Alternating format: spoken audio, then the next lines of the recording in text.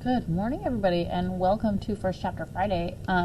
Today we are reading Peter Lee's Notes from the Field. This is by Angela Ahn. This was a new book that we got last year, I believe, but it came in too late for a lot of kids to check it out. So I wanted to check it out and see how we like it. So let's start with the first chapter. Let's see, maybe we can zoom in just a touch because it's very hard to see. There we go.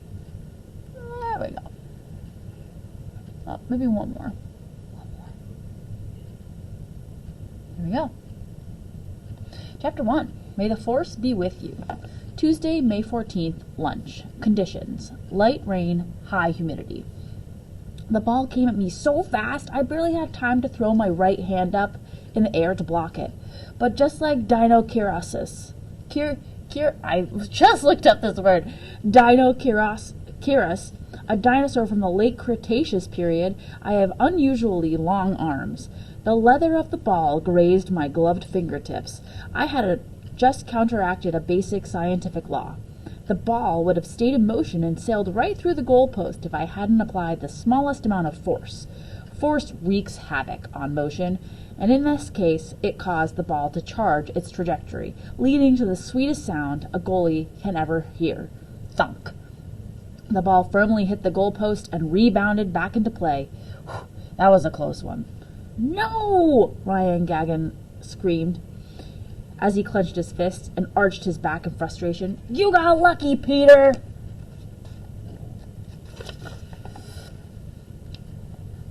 He clearly did not understand physics at all. Luck has no part in science. We glared at each other briefly, and then Ryan ran ahead to keep close to the action. I leaned against my goalpost and watched the other boys run back to the far end of the field. It wasn't long before they stopped to argue. I did not, Ryan shouted. I saw it, Ryan. You're lying. Joe Flores threw his hands up. It was totally a handball. Joe was my good buddy and an excellent judge of character. The rain was starting to come down, but we never call games off because of the weather. Sometimes I walked around with wet shoes all day and didn't notice until I got home and peeled off my socks. Instead of toes, I had stinky prunes. It looked like the argument was going to be a while, so I ripped off my goalie gloves and patted my front pant pocket. I felt the familiar lumps of my small coil notebook in my left pocket and my inhaler in my right pocket. My asthma was getting better the older I got. I hadn't even had to go to the emergency room in a few years, but I was still supposed to take a dose every day, and an extra dose before exercise, not during exercise. Sometimes, like today, I forgot to follow the plan. I made sure it was a good time to turn my back to the game so I'd privately take a quick puff. The game had come to a complete stop. Even if it had touched the ball, Ryan would have never admit it. Joe was trying to argue, but this was Ryan. I sighed and waited for the game to resume. I needed to keep loose, so I swung my long arms around and around like helicopter blades. As a goalie, the only player on the field who can use their arms, all this height has an advantage. At 5'9", I'm the tallest boy in the 5th grade class.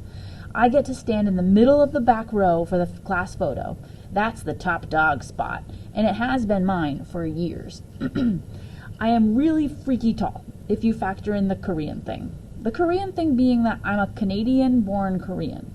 Koreans are known for a lot of things. Electronics, cheap cars with a weird company name, addictive TV shows, and K-pop. But Koreans aren't known for their height. I break all the rules. As the argument got more heated, I watched Samuel Pack leave his basketball game and casually saunter up to Ryan and the other boys. Samuel and his friends in 6th and 7th grade played basketball on the court right next to the end of the soccer field. As soon as they saw Samuel coming, Joe and Ryan stopped arguing. They stood frozen, waiting in anticipation for Samuel to speak. If a person could be so cool that it left everybody else feeling chilled, that was Samuel. Samuel was the only other Korean boy in the whole school, and sometimes we saw each other at family parties, because his grandmother was friends with Hammy, my grandmother. And he would always be polite, but just not overly talkative. It was the same at school. He had his quiet bad boy vibe about him. Like, you wouldn't be totally surprised to see him sitting in the principal's office because he either got in trouble or because he was helping with something. He was hard to figure out sometimes. I mean, he wasn't my friend, but he didn't treat me like a Charon either. From the other end of the soccer pitch, Samuel gave me his usual chin-up greeting, which I returned. I couldn't hear anything Samuel was saying, but I did catch, "Who cares, dudes? Get a life and just play. This ain't the World Cup." Samuel sounded disgusted. He flicked his hand through the air, dismissing them. When Samuel spoke, fifth graders listened. He said his piece and slowly walked back to the basketball court. He wiped his forehead with the back of his hand. Even when he was sweaty, it wasn't gross. It was athletic. I held on to the goalpost for balance to stretch out my calf while watching the argument get sorted out.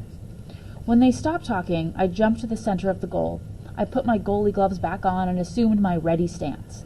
"Game's on!" Liam shouted down the field to me. Liam and I only had one thing in common, our last names. Liam was also a Lee, but he was the Chinese kind, not the Korean kind. He was Ryan's best friend. Was it a coincidence that they were both like two tiny, barky attack dogs? I doubt it.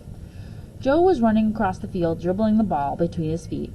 He was speedy and had good control of the ball.